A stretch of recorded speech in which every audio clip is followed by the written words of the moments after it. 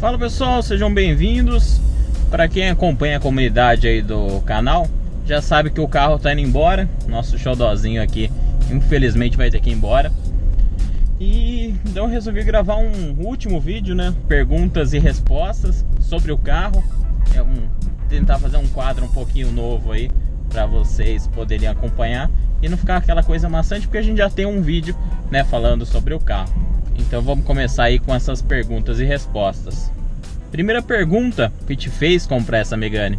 O carro, na verdade eu tenho um bom histórico de carros, né? Mas vou começar um pouco mais pra frente. Eu tinha um Logan daquele quadradinho 2011, onde eu morava não tinha garagem, então eu precisava ter um carro básico pra ficar do lado de fora de casa e ninguém querer roubar. Deu certo, ninguém nunca quis roubar o meu Loganzinho quadrado. Depois de muito tempo o carro já estava bem desgastado, 140 mil quilômetros, acho que 142 mil quilômetros, se eu não me engano. Eu resolvi então trocar de carro, eu já tinha me mudado, então eu decidi trocar de carro. Eu peguei um Ka Sedan, também temos a avaliação dele aqui no canal. E quando eu peguei esse Ka Sedan, eu fiquei uns 3 meses com o carro. Nesses 3 meses, apesar de achar o carro bom, não foi um carro que me encantou, aquele carro que, sabe, quando conquista seu coração e seu carinho. Então acabou sendo um carro que não me empolgou tanto. E aí naquelas de ficar olhando o site na internet, né, de carro, ver alguma coisa, curiosidade, apareceu essa Megane 2012, 2013, último modelo fabricado, com um precinho que seria praticamente o preço de FIP. Como fazia muito tempo, sempre foi um sonho meu ter esse carro, eu fui olhar de curiosidade, porque o preço do meu carro era superior, então quem sabe daria um bom negócio. Acabou dando negócio, eu olhei o carro, me encantei, apaixonei, levei já no mesmo dia. Eu fui de manhã na loja e levei à tarde. Então foi assim que eu cheguei nesse carro. É um bom carro? Sim, a Megane é um bom carro, tem muita coisa legal, porém temos que levar em consideração que é um carro com projeto um pouquinho antigo. Então é um bom carro, sem sombra de dúvidas é um bom carro, mas tem algumas limitações. Vou ser bem pontual. É a questão de altura do carro, é um carro muito comprido e a altura é um pouco baixa, então é fácil de raspar o meio do carro. Por ser baixo e o teto ser baixo também, ele acaba sendo um pouco cansativo em viagens. O motorista, né, ainda consegue achar um ajuste fino ali que dá para tocar o barco mais para frente, mas para os passageiros o piso é muito alto, né? É errado falar isso, mas dá para entender. O piso é muito alto e o banco muito baixo, então você fica naquela posição de quem já andou atrás de uma S10, é mais ou menos aquilo. Não é tão exagerado como a S10, mas é aquela sensação de você estar sentado quase no chão. E isso a gente sabe que em longas viagens cansa. Mas o entre-eixos é bom, então acaba você conseguindo esticar a perna mais do que um carro normal. Fernando, ela é econômica? Olha, é um carro que eu posso dizer que pro porte dele e pelo motor que tem e o peso que carrega, é sim, muito econômico. Poderia ser mais econômico, claro que poderia, mas para um carro 1.6 leva com 1.400 kg, se eu não me engano, são quase 1.400 kg nesse carro. O motor desenvolve e mesmo assim consegue ter um consumo aí razoável. Não adianta eu falar médias, porque cada dia eu faço um circuito diferente, um jeito diferente, um jeito de dirigir diferente, então acaba sendo que cada média varia muito de uma para outra. Mas é um carro que, como eu falei, por tudo que ele tem para dar errado, né, para ser gastão, ele não é, ele acaba sendo até econômico. Na estrada, esse motor é mais do que suficiente para uma estrada boa. As retomadas não são tão boas, claro, tem limitações, mas não é nada sofrível que você vá ficar preocupado em uma ultrapassagem se vai ter motor ou não. Isso daí é um carro bem tranquilo. Uma das perguntas da comunidade era se meu carro já deu problema elétrico. Esse carro nunca deu problema elétrico, isso eu posso te garantir. Porém, eu já tive problema no ar-condicionado. Não sei se seria considerado um problema elétrico, mas meu problema do ar não foi questão de vazamento de gás, nada. Foi um problema de alguma coisa dentro do painel que eles precisaram fazer um trabalho lá para voltar a funcionar. O ar simplesmente parou do nada e me deixou na mão. Foi, acho que, o problema mais grave que eu tive com esse carro. Extra, né, assim, digamos. eletrônico, esse modelo especificamente, eu acho que a partir de 2009 ou 2010, o Megane já parou de ter muito problema eletrônico. Ele é um carro aí que eu acho que eles deram uma revisada boa. E então, se ninguém mexeu em nada, né? Coloquei um xenon, coloquei um rádio, coloquei uma preparação de som, inventar muita moda. É um carro aí que tranquilamente toca o barco sem problemas eletrônicos. Inclusive, lembrei da piada que eu fiz de quando queima a luz acendendo o painel. E veio uns 5 donos de Megane falando: não, mas o meu carro queimou a luz e não deu esse problema no painel. É fera, né, velho? Brincadeira, o povo que não entende piada. A gente tem que parar de fazer piada irônica, que infelizmente muitos da nossa audiência não entendem. Fernando, é um carro silencioso? Não, não é. As pessoas podem querer acreditar que é. As pessoas saem de carros populares e vão para carros como esse. A pessoa tem que andar em outro médio, qualquer médio. Por exemplo, esse carro é um 2012, 2013. Pegue qualquer médio 2012 e ande, e você vai entender o que é silêncio a bordo. Esse carro não tem silêncio a bordo bom. Claro que ele é superior a 1 milhão de carros populares, carros mais simples, isso não tenha dúvida. Mas é muito nítido o som vindo lá de fora para dentro do carro. Você ouve o pneu, você ouve o vento, você ouve um monte de coisa. Então falar que esse carro é silencioso é por pura falta de experiência com outros carros. Isso não é chatice minha, eu adoro o carro, não teria por que eu mentir numa questão dessa. O carro é barulhento, o motor invade muito a cabine. E lembrando que é um carro 1.6 pesado, então eles obrigatoriamente fazem um giro lá no espaço para você ter pique. Então, a partir do momento que você está numa velocidade aí mediana, o giro está lá quase no 4.000. Se você tiver a 120 por hora, acho que chega quase no 4.000. E isso daí vai gerar ruído. Então é um carro barulhento que precisava de um isolamento acústico melhor pela categoria que ele pertence. A direção elétrica dele é boa? É muito boa, porém não é a mais leve que você vai dirigir. Tem carros muito mais leves. Quando a gente fez o teste do Mobi, por exemplo, a questão da direção do Mobi era muito mais leve, né? Tem aquele seat, e mesmo sem o seat, ela é mais leve. Claro que a gente está falando de um carro com pneu fino contra um carro área 16, né? A gente tem uma roda área 16, 205, tudo isso gera uma resistência para a roda e para a direção por consequência. Mas não tenha dúvidas, é um carro que tem uma direção um pouquinho mais pesada mesmo sendo elétrico. Não chega a cansar, é confortável, na estrada você não tem aquele peso ideal, você não fica com o carro flutuando, então nisso aí é tranquilo. O piloto automático dele funciona bem? O piloto automático dele é muito legal por ser um carro manual. Foi o primeiro carro manual que eu tive com piloto automático. E nesse sentido é muito bacana. Bacana porque tem, não porque ele é inteligente. Porque o que acontece? Você está numa situação de subida.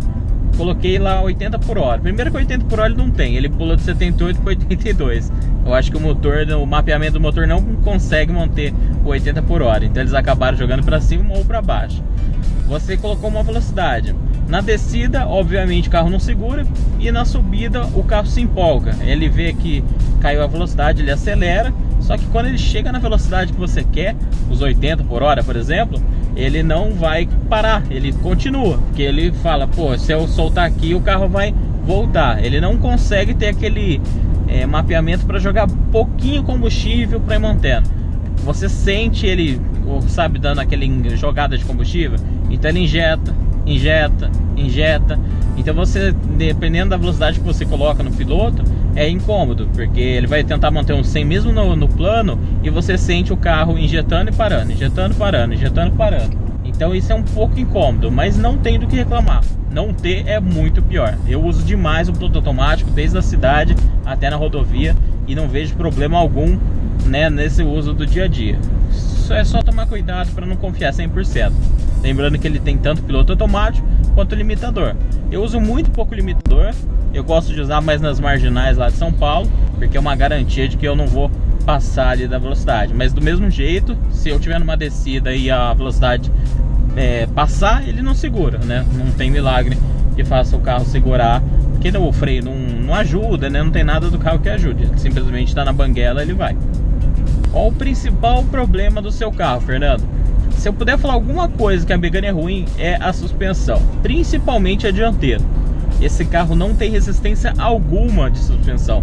Não adianta você colocar marca boa, marca ruim, inventar moda, a suspensão é frágil. Eu não sei o que acontece no carro, não é relato só meu, é relato de muitos proprietários. E o carro, deixa o motoboy passar aqui.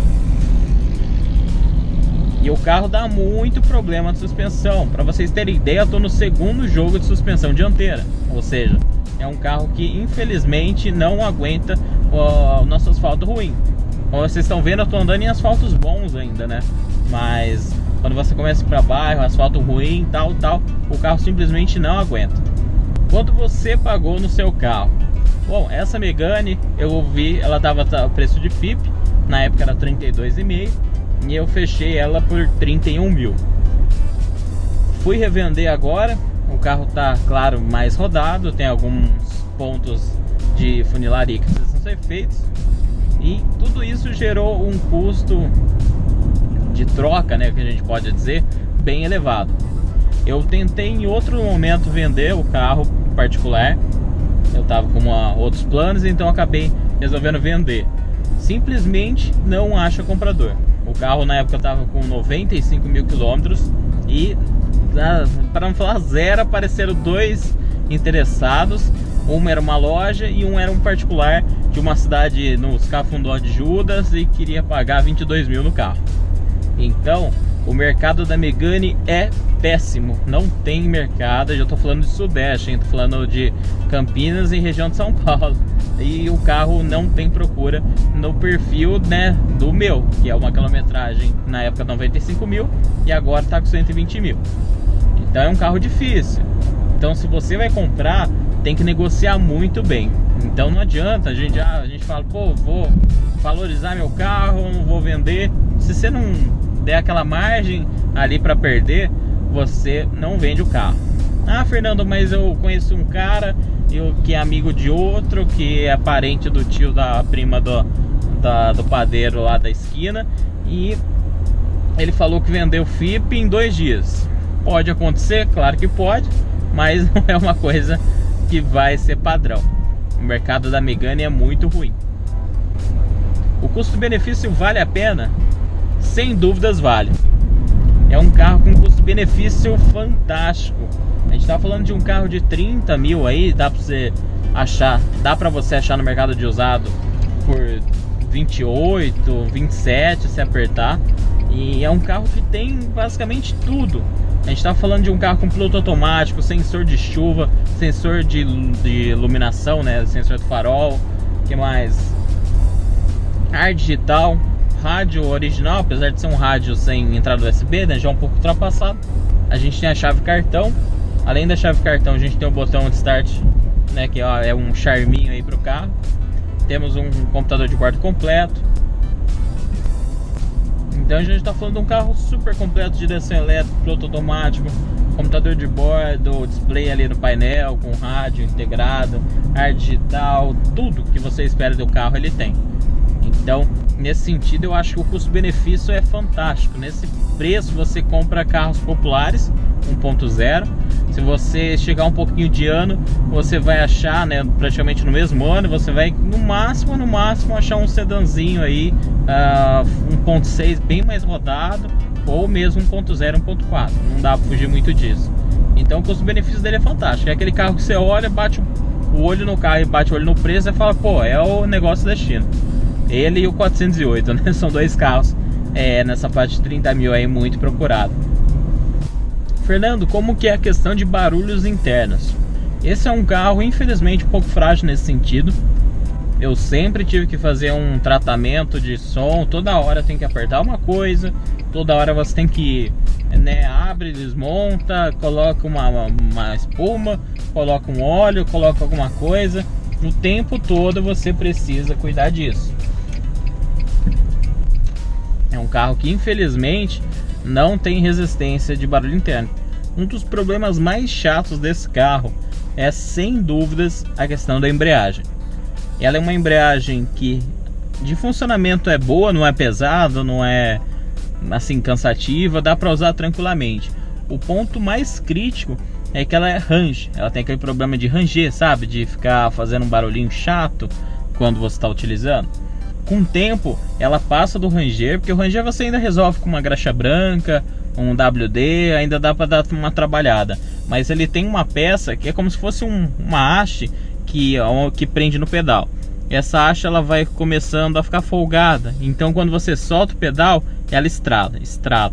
Toda vez que você usa a embreagem, você ouve esse estralo. Existem algumas técnicas, né? Até uma dica aí para quem ainda está começando a ter esse problema. Se você pega e faz uma amarração ali, né? Pega aquele a gente chama de enforca-gato, que é o nome feio. Dá para fazer um trabalho e diminuir, mas chega uma hora que não tem mais o que fazer. A folga é tão grande que pode correr o risco de você ficar sem embreagem por uma simples peça plástica que deveria ser de outro material. Então a gente tem um defeito aí de escolha de material, porém como é um projeto antigo já fora de linha, ninguém deu bola e acabou ficando por isso mesmo.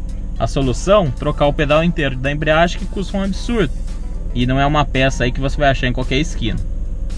O ar-condicionado gela bem, é um ar-condicionado aí que gela tranquilamente, porém, como eu falei, eu já tive problema com ele, gastei R$360, se eu não me engano, para arrumar, e ficou ok, ótimo, continuou funcionando como funcionava antes.